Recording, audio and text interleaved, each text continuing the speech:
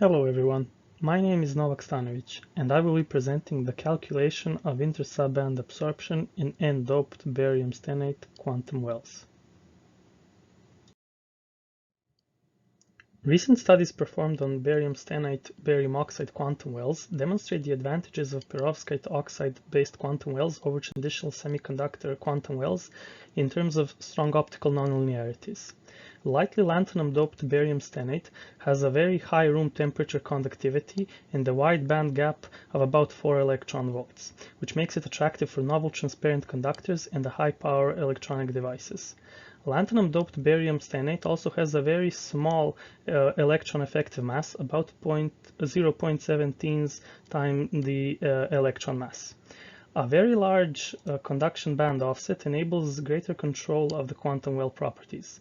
In addition, the giant nonlinear optical susceptibility that exists across a broad spectral range makes barium stenate quantum wells applicable in a wide range of frequencies, from terahertz to near visible light. In this work, we analyze a double quantum well and a triple quantum well, where the well layers consist of barium stenate and the barrier layers consist of barium oxide. The quantum wells are surrounded by thick barium oxide layers. The electronic structure is obtained from the one-dimensional effective mass Schrödinger equation. The total effective potential consists of a conduction band offset, which is 1.74 electron volts, and the added electrostatic potential phi due to the lanthanum doping, which can be found by solving the Poisson equation. Here we see the Poisson equation, where Nd is the lanthanum doping density. We assume that the ions of the dopants are evenly distributed across the entire heterostructure. In our simulations, we use these average doping densities for the double and triple quantum well. The electron density N is given as a sum over the subbands, where NSI is the sheet carrier density. The corresponding coupled Schrödinger-Poisson system of equations is solved self-consistently.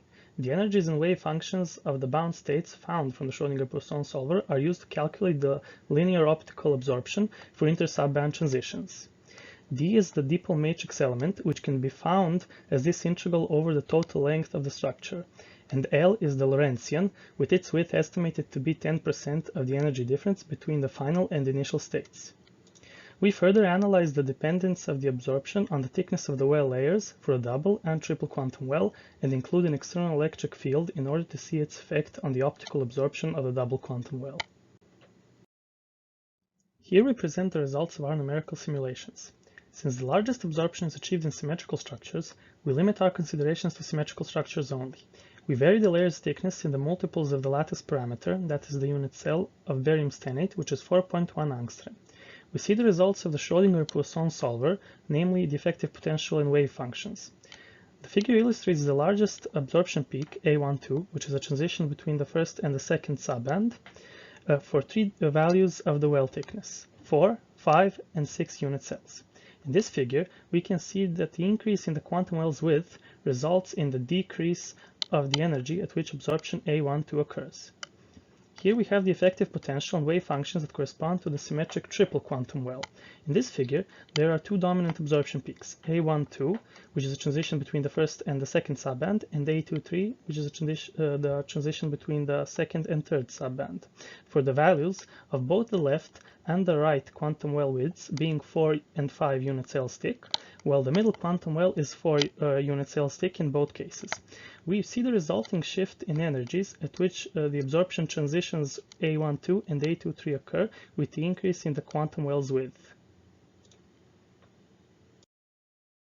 In this figure, we can see the effect of an external electric field on the largest absorption peak A12 in the double quantum well, with well layers 4 unit cells thick and the barrier layer 1 unit cell thick. We can see that the energy of the absorption transition increases with the electric field applied in the quantum well's growth direction. To conclude, N-doped barium stenate is a promising conductive oxide with superior electron conductivity and a wide optical band gap, with potential for realization of devices based on intersubband transitions. Our initial study suggests that high level of manipulation with absorption spectra is possible by changing layer thickness and tuning of external electric field. In future work, we will include the exchange correlation effect when self-consistently solving the Schrödinger-Poisson system, and also consider barriers of materials other than barium oxide. Thank you.